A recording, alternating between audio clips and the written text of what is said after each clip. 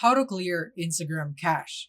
So the first thing that you would need to do is to go into your settings in your phone. And from here, what you want to do is tap on general. And from here, you would want to tap on iPhone storage, which is right here. Tap on that, and then from here, scroll down until you see the Instagram app, which is right here. So tap on it. And from here, just tap on offload app, and then tap here again on offload app.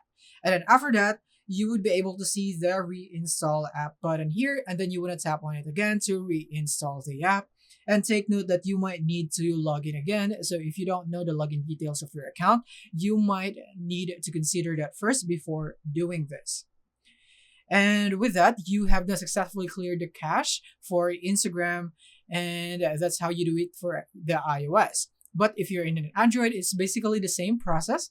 Go into your settings, and then from there, find the Instagram app, and then you would have the clear cache option instead of the upload app option, which is right here in the iOS. So you just need to tap on that instead of offload or clear storage.